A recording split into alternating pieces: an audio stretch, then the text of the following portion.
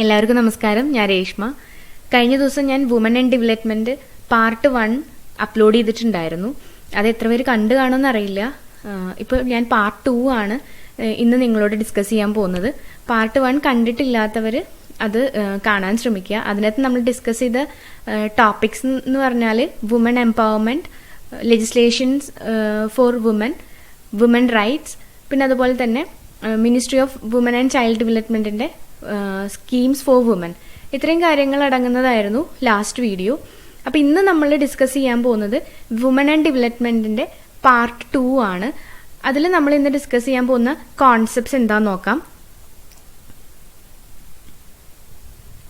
Woman in governance, gender issues, the participation of women in socio political activities, the role of self help groups in socio economic development of women. അപ്പോൾ ഈ പറഞ്ഞ കാര്യങ്ങളാണ് ഇന്ന് നമ്മൾ ഈ വീഡിയോയിൽ discuss ചെയ്യാൻ പോകുന്നത്. മാത്രമല്ല ഇതുമായി ഈ പറഞ്ഞ കാര്യങ്ങളുമായി ബന്ധപ്പെട്ടിട്ടുള്ള ചില സ്റ്റാറ്റിസ്റ്റിക്സും ഞാൻ ഇതിൽ പ്രസന്റ് ചെയ്യുന്നുണ്ട്. അത് വളരെ ഇമ്പോർട്ടൻ്റ് ആണ്. നമ്മൾ ഇത് റെഫർ ചെയ്യുന്നതിൻ്റെ ഒപ്പം നിങ്ങൾ വേറെ ലിങ്കുകളിലൊക്കെ കയറി അതിൻ്റെ റീസെൻ്റ് ആയിട്ടുള്ളതൊക്കെ ഒക്കെ നിങ്ങളൊന്ന് റെഫർ ചെയ്യുന്നത് നല്ലതായിരിക്കും. What is women governance? Women governance is women's political participation. The term political participation has a wide variety meaning. It is not only related to right to vote, but simultaneously relates to participation in decision-making process, political activism and political consciousness. Political participation എന്ന് പറയുന്നത് നമുക്ക് vote ചെയ്യാനുള്ള ഒരു അവകാശം മാത്രമല്ല, അതുപോലെ തന്നെ it relates to participation in decision making process, political activism and political consciousness. Among this, political activism and voting are the strongest area of women's political participation. India ranks 144 globally in terms of representation of women in executive government and parliament, according to the report published by Inter-Parliamentary Union in 2019. 2019 Inter-parliamentary union സമർപ്പിച്ച report പ്രകാരം executive ഗവൺമെന്റിലും അതുപോലെ പാർലമെന്റിലും സ്ത്രീകളുടെ പ്രാതിനിധ്യം കണക്കിലെടുക്കുമ്പോൾ ആഗോളതലത്തിൽ ഇന്ത്യക്ക് 144 സ്ഥാനമാണ് ഉള്ളതെന്നാണ് പറയുന്നത്. The Constitution of India attempts to remove gender inequalities by banning discrimination based on sex and class, prohibiting human trafficking and forced labor, and reserving elected positions for women. അതായത് പലതരത്തിലുള്ള വിവേചനം, നമുക്കറിയാം സെക്സ്, ക്ലാസ്, അതുപോലെയുള്ള പലതരത്തിലുള്ള വിവേചനങ്ങൾ നിരോധിച്ചുകൊണ്ട് അസമത്വം നീക്കം ചെയ്യാൻ Indian ഭരണഘടന ശ്രമിച്ചിട്ടുണ്ടെന്നാണ് പറയുന്നത്. 17th Lok Sabha has highest number of woman MPs. 17ാമത് ലോക്സഭയിലാണ് ഏറ്റവും കൂടുതൽ വനിതാ MP-മാരുള്ളതെന്നാണ് പറയുന്നത്. അതായത് 14.39%. The representation of women as a percentage of total MPs has slowly increased from 5% in the first Lok Sabha to 14% now. അതായത് മൊത്തം MP-മാരുടെ ശതമാനം എന്ന നിലയിൽ സ്ത്രീകളുടെ പ്രാതിനിധ്യം ആദ്യ ലോക്സഭയിൽ 5% ആയിരുന്നെങ്കിൽ അതിപ്പോൾ 14% ഉയർന്നു എന്നാണ് പറയുന്നത്. There are 78 women members of parliament, the highest since independence. അതായത് പാർലമെന്റിൽ 78 വനിതാ അംഗങ്ങൾ ഉണ്ടെന്നാണ് പറയുന്നത്. And it is the highest since independence. പല കാര്യങ്ങളിലും സ്ത്രീകളിൽ മാറ്റങ്ങൾ വന്നിട്ടുണ്ടെന്നുണ്ടെങ്കിലും still the reported crime against women exhibited a distressing spike from 1,85,312 in 2007 to 3,38,954 in 2016. അതായത് സ്ത്രീകൾക്കെതിരെയുള്ള ആക്രമണങ്ങൾക്ക് യാതൊരു കുറവുമില്ല എന്നാണ് പറയുന്നത്. അതായത് 2007 1,85,312 കുറ്റകൃത്യങ്ങൾ സ്ത്രീകൾക്കെതിരെ റിപ്പോർട്ട് ചെയ്തിട്ടുണ്ടെങ്കിൽ 3,38,954 ക്രൈം അഗെയിൻസ്റ്റ് വുമൺ 2016 റിപ്പോർട്ട് ചെയ്തു. അതായത് ഏകദേശം 83% അത് ഉയർന്നു എന്നാണ് പറയുന്നത്. A woman was raped every 13 minutes. A bride was murdered for dowry every 69 minutes, and 6 women were gang raped every day in India in 2016. And Uttar Pradesh tops in crime against women, says NCRB report 2017. Next is female voter turnouts. As the Lok Sabha election 2019, the average turnout of men was 68.3% and for the women was 68%, according to the data made available by Election Commission of India. Election commission of India പുറത്തുവിട്ട ഒരു ഡാറ്റയായിരുന്നു ഇത്. അതായത് 2019 ലോക്സഭാ തെരഞ്ഞെടുപ്പിൽ പുരുഷന്മാരുടെ ശരാശരി polling 68.3%, സ്ത്രീകളുടെ ശരാശരി polling 68% ഉണ്ടായിരുന്നതെന്നാണ് പറയുന്നത്. And this turnout of women exceed that of men in at least 9 states and union territories, and highest was in the Manipur at 84.16%. In Kerala, the female voter turnout this time was 78.8%, higher than the 76.47% for men. കേരളത്തിൽ ഇത്തവണ സ്ത്രീകളുടെ polling 78.8%. ഇത് പുരുഷന്മാരുടെ 76.47% കൂടുതലാണ് ഉണ്ടായിരുന്നതെന്നാണ് പറയുന്നത്. Next is India's politics. Only 9% women MLAs and MPs across nation. According to the report by Association of Democratic Reforms, that is ADR, and National Election Watch, that is NEW, the state of representation of women in country's decision-making process continues to be dismal, with only 9% women MLAs and MPs across the country in 2019. അതായത് സ്ത്രീകളുടെ representation especially in decision മേക്കിങ്ങിൽ വളരെ കുറവാണെന്നാണ് പറയുന്നത്. അതുപോലെ 2019 രാജ്യത്തുടനീളം നടന്ന ഇലക്ഷനിൽ 9% വനിതാ MLAമാരും MP മാരും മാത്രമാണ് ഉണ്ടായത്. The fact remains women are underrepresented in state and national decision-making bodies. Next, I would like to share with you the first women holders of political offices in India.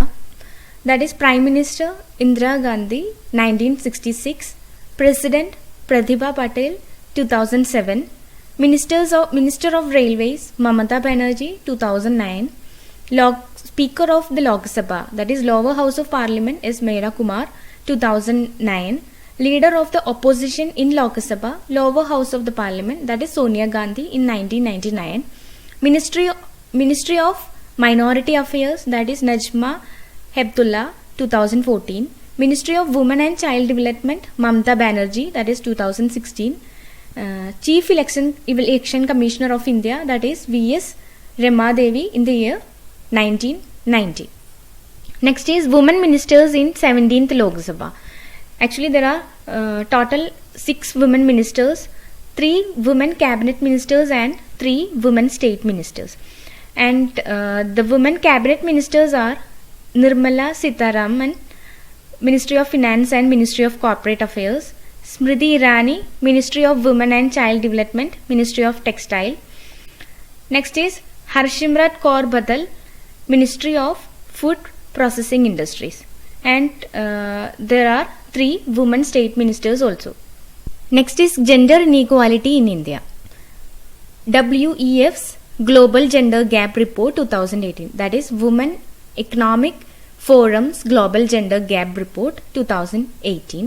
India ranks 142 out of 149 countries in the Economic Opportunity and Participation Subindex. And this gender gap was measured across 4 key pillars, that is economic opportunity, political empowerment, educational attainment, health and survival. Next is women in India. 2011 census പ്രകാരം ഇന്ത്യയിലെ സ്ത്രീകളുമായി ബന്ധപ്പെട്ടിട്ടുള്ള ചില ഡാറ്റയാണ് ഞാനിവിടെ നിങ്ങളുമായിട്ട് share ചെയ്യാൻ ഉദ്ദേശിക്കുന്നത്. And first is about population. As per the census 2011, the population of India is more than 121 crore with 48.5% females. 949 female to 1000 males in rural India against 929 females to 1000 males in urban India. അതായത് 2011 census പ്രകാരം ഇന്ത്യയിലെ ജനസംഖ്യ 121 കോടിയിൽ അധികമാണ്. ഇതിൽ 48.5% സ്ത്രീകളുള്ളത്. And about health, as per SRS, that is Sample Registration System, the infant mortality rate has decreased from 37 in 2015 to 34 in 2016. 2015 37 ആണെങ്കിൽ 2016 അത് 34 ആയിട്ട് ശിശുമരണ നിരക്ക് കുറഞ്ഞു എന്നാണ് പറയുന്നത്. അതുപോലെ തന്നെ it's also there is A decline in maternal mortality rate significantly from 301 in 2001 to 2003 to 130 in 2014 to 16. അതായത് 301 2001 മുതൽ 2003 വരെ മെറ്റേണൽ മോർട്ടാലിറ്റി റേറ്റ് ഉണ്ടായിരുന്നെങ്കിൽ അത് 2014 to 16 ആകുമ്പോഴേക്കും 130 301 നിന്ന് 130 കുറഞ്ഞു എന്നാണ് പറയുന്നത്. Next is literacy and education. As per 2011 census, literacy rate in India has been reported as 72.98%. 2001 census പ്രകാരം ഇന്ത്യയിലെ സാക്ഷരതാ നിരക്ക് 72.98% റിപ്പോർട്ട് ചെയ്തിട്ടുണ്ട്. അതുപോലെ the female literacy rate according to 2011 census is 64.63, whereas the male literacy rate is over 80% in India. സ്ത്രീ സാക്ഷരതാ നിരക്ക് 64.63%, അതേസമയം പുരുഷന്മാരുടെ സാക്ഷരതാ നിരക്ക് 80% കൂടുതലുമാണെന്നാണ് പറയുന്നത്. As per 2011 census, the highest female literacy rate is in Kerala, that is 92.1%. 2011 census പ്രകാരം ഏറ്റവും കൂടുതൽ സ്ത്രീ സാക്ഷരതാ നിരക്ക് കേരളത്തിലാണ്, അതായത് 92.1%. And gender gap in literacy rate has declined from 21.6 in 2001 to 16.3 in 2011. Gender gap in literacy rate 21.6 2001 ഉണ്ടായിരുന്നത് 2011 ആയപ്പോഴേക്കും 16.3 കുറഞ്ഞു എന്നാണ് പറയുന്നത്. Next is participation in economy. As per the census 2011, workforce participation rate for female is 25.51% against 53.26% for males. അതായത് ഈ census പ്രകാരം സ്ത്രീകളുടെ തൊഴിൽ പങ്കാളിത്ത നിരക്ക് 25.51%, അതുപോലെ പുരുഷന്മാരിൽ ഇത് 53.26%. And rural sector has a better female workforce participation rate, that is 30.02%. ഗ്രാമീണ മേഖലയിലാണ് സ്ത്രീകളുടെ മികച്ച തൊഴിൽ പങ്കാളിത്ത നിരക്ക് കാണാൻ സാധിക്കുന്നത്, അതായത് 30.02%. Next is self help group, that is SHG. എന്താണ് സെൽഫ് ഹെൽപ്പ് ഗ്രൂപ്പ്?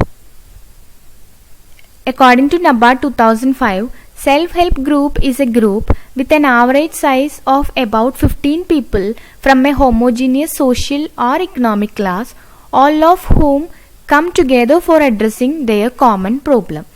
ഏകദേശം ഒരേ സാമ്പത്തിക സാമൂഹിക അവസ്ഥയിലുള്ള 15ഓളം ആളുകൾ അവരുടെ പൊതുവായ പ്രശ്നങ്ങൾ പരിഹരിക്കുന്നതിനായിട്ട് ഒത്തുചേരുന്ന ഗ്രൂപ്പിനെയാണ് സെൽഫ് ഹെൽപ്പ് ഗ്രൂപ്പ് എന്ന് പറയുന്നത്, അല്ലെങ്കിൽ SHG എന്ന് അറിയപ്പെടുന്നത്. And this self-help group is an important tool which helps the rural women to acquire a power for their self-supportive life. അതായത് സെൽഫ് സപ്പോർട്ടീവ് ലൈഫിന് ആവശ്യമായിട്ടുള്ള അധികാരങ്ങൾ നേടിയെടുക്കാൻ സഹായിക്കുന്ന ഒരു ടൂളായിട്ടാണ് SHGനെ കൺസിഡർ ചെയ്യുന്നത്. The impact on their lives is not just an economic one. Gaining more self confidence is often a more lasting achievement that forms a basis for social and economic improvements. ഇതിൻ്റെ ഒരു impact എന്ന് പറയുന്നത് സാമ്പത്തികം മാത്രമല്ല, അതേസമയം ആത്മവിശ്വാസം, അതുപോലെ തന്നെ പലപ്പോഴും സാമൂഹികവും സാമ്പത്തികവുമായ മെച്ചപ്പെടുത്തലുകൾക്ക് അടിസ്ഥാനമായി കൂടുതൽ ശാശ്വതമായ നേട്ടങ്ങൾ ഇതുവഴി കൈവരിക്കാൻ കഴിയുന്നു എന്നാണ് പറയുന്നത്. The SHGs have mainly focused on poor women, which provide independent sources of income outside the home and exposed to a new set of ideas, values and social support. അതായത് SHG പ്രധാനമായും കേന്ദ്രീകരിച്ചിരിക്കുന്നത് ദരിദ്രരായ സ്ത്രീകളെയാണ്. മാത്രമല്ല ഇത് വരുമാന മാർഗങ്ങൾ പ്രദാനം ചെയ്യുന്നു, അതുപോലെ പുതിയ ആശയങ്ങൾ, മൂല്യങ്ങൾ, സാമൂഹിക പിന്തുണ ഇവയെല്ലാം നേടിയെടുക്കാൻ സഹായിക്കുകയും ചെയ്യുന്നു എന്നാണ് പറയുന്നത്. Women are more thus become assertive and confident in creating its own assets and play a stronger and strengthening role in decision making role towards the family development. Next is impact of self-help group on socio-economic development of women. And first one is microfinance. And through microfinance, it is for the benefit for rural poor households, that through microfinance, SHG has become a ladder for poor to bring them up not only economically but also socially, mentally and attitudinally, and above all help them break through the stronghold of exploitive money lenders. അതായത് micro finance വഴി SHGs പാവപ്പെട്ട ആളുകൾക്ക് economically support ചെയ്യുക, അതുപോലെ തന്നെ socially, mentally and ആറ്റിറ്റ്യൂഡിനലി അവരെ bold ആക്കുക, ഇല്ലെങ്കിൽ സ്ട്രെങ്തൻ ചെയ്യുക എന്നുള്ളതാണ് ഉദ്ദേശിക്കുന്നത്. Next is bank SHG linkage. In this type of linkage, banks provided financial support to SHGs. ഇതിൽ ബാങ്കാണ് SHGsന് ഫിനാൻഷ്യൽ സപ്പോർട്ട് കൊടുക്കുന്നത്. The SHGs were initially on the basis of common activity, problem and took up the thrift and credit activities. SHGയിൽ നമുക്കറിയാം thrift and credit activities, അതായത് ചെറിയൊരു അവർ economically അവർക്കൊരു support എന്നുള്ള രീതിയിൽ എന്തെങ്കിലും ചെറിയൊരു ഫണ്ട് കളക്ട് ചെയ്ത് ഇല്ലെങ്കിൽ അത് സേവ് ചെയ്യുക എന്നുള്ളതിന് ഒരു ഉദ്ദേശത്തോടു കൂടിയാണ് ഈ thrift and credit activities conduct ചെയ്യുന്നത്. And SHPI have taken the role of financial intermediary between the bank and number of SHGs. അതായത് SHPI എന്ന് പറയുന്നത് self help group promoting institutions. ഈ ഇൻസ്റ്റിറ്റ്യൂഷൻ ഒരു മീഡിയേറ്ററിന്റെ റോളാണ് വഹിക്കുന്നത് in between the banks and number of SHGs. പെട്ടെന്നൊരു ആവശ്യം financial നീഡൊക്കെ വരുമ്പോൾ ഈ SHPI ആണ് ഒരു ഇന്റർമീഡിയറ്റ് റോളിൽ വഹിച്ചുകൊണ്ട് ഫിനാൻഷ്യൽ സപ്പോർട്ട് SHGsന് പ്രൊവൈഡ് ചെയ്യുന്നത്. Next is social empowerment. The social impact of SHG program: increased involvement in decision making, awareness about various programs and organizations, increased access to such organization, increased expenditure on health and marriage events. SHG പ്രോഗ്രാമിന്റെ social impact ആയിട്ട് വന്നിട്ടുള്ള കാര്യങ്ങളാണ് പറയുന്നത്. Increased involvement in decision making, അതായത് decision മേക്കിങ്ങിലൊക്കെ വർദ്ധിച്ച പങ്കാളിത്തം, അതുപോലെ വിവിധ പ്രോഗ്രാമുകളെയും ഇല്ലെങ്കിൽ ഓർഗനൈസേഷൻസിനെയൊക്കെ കുറിച്ചുള്ള ഒരു അവബോധം, അല്ലെങ്കിൽ അത്തരത്തിലുള്ള ഓർഗനൈസേഷൻസിലേക്കുള്ള ആക്സസ് വർദ്ധിപ്പിക്കുക, അതുപോലെയുള്ള കാര്യങ്ങളാണ് സോഷ്യൽ ഇമ്പാക്റ്റിന്റെ ഫലമായിട്ട് പറയുന്നത്. And should have a right to enable her to make use of available resources. ലഭ്യമായ വിഭവങ്ങൾ വേണ്ട വിധത്തിൽ ഉപയോഗിക്കാനായിട്ട് സഹായിക്കുന്നു. അതുപോലെ തന്നെ and it has resulted in developing self confidence, self esteem and self respect. ഈ 3 കാര്യങ്ങളിലൂടെയാണ് ഇത് നമുക്ക് കാണാൻ പറ്റുക എന്നാണ് പറയുന്നത്. Next is employment. The implementation of SHG has generated self-employment opportunities for rural poor. പാവപ്പെട്ടവർക്ക് സെൽഫ് എംപ്ലോയ്മെന്റ് ഓപ്പർച്യൂണിറ്റീസ് ഒരുപാട് SHG വഴി കിട്ടിയിട്ടുണ്ടെന്നാണ് പറയുന്നത്.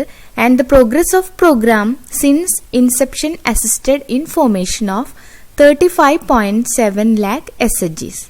അപ്പം ഇതോടുകൂടി വുമൻ ആൻഡ് ഡെവലപ്മെന്റ്, സോഷ്യോളജിയിൽ വരുന്ന വുമൻ ആൻഡ് ഡെവലപ്മെന്റ് പോർഷൻ നമ്മൾ കവർ ചെയ്ത് കഴിഞ്ഞു. അതിൽ നമ്മൾ 2 വീഡിയോ ആയിട്ടാണ് ചെയ്തത്. അതിൽ ഡിസ്കസ് ചെയ്ത ഓരോ കോൺസെപ്റ്റും ഡീറ്റെയിൽഡ് ആയിട്ട് നോക്കുക. അതുപോലെ തന്നെ അത് എന്തെങ്കിലും കൺഫ്യൂഷൻസ് ഉണ്ടെന്നുണ്ടെങ്കിൽ അതുമായിട്ടുള്ള ഡാറ്റയൊക്കെ നിങ്ങൾക്ക് കൂടുതലായിട്ട് എടുത്ത് റെഫർ ചെയ്ത് പഠിക്കാൻ ശ്രമിക്കുക. അതുപോലെ നെക്സ്റ്റ് വീഡിയോയിൽ ഞാൻ ചെയ്യാൻ ഉദ്ദേശിക്കുന്നത് കേരള PSCയിൽ ഇതുവരെ ചോദിച്ചിട്ടുള്ള, അതായത് ഡെവലപ്മെന്റ് സൈക്കോളജിയിലും വിമൻ ആൻഡ് ഡെവലപ്മെന്റുമായിട്ട് ബന്ധപ്പെട്ടിട്ടുള്ള ചോദ്യങ്ങൾ എത്ര ചോദിച്ചിട്ടുള്ള മാക്സിമം നിങ്ങളുമായിട്ട് ഡിസ്കസ് ചെയ്യാൻ ഉദ്ദേശിക്കുന്നു. അതുപോലെ തന്നെ ഈ 2 ടോപ്പിക്കുമായി ബന്ധപ്പെട്ടിട്ട് എക്സാമിന് ചോദിക്കാൻ സാധ്യതയുള്ള ചോദ്യങ്ങളും ഞാൻ നിങ്ങളുമായിട്ട് ഡിസ്കസ് ചെയ്യാൻ ഉദ്ദേശിക്കുന്നുണ്ട്.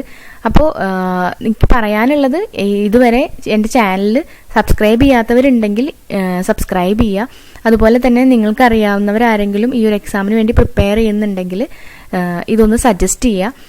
അപ്പോൾ നെക്സ്റ്റ് വീഡിയോയിൽ കാണുന്നത് വരെ ബൈ. Thank you.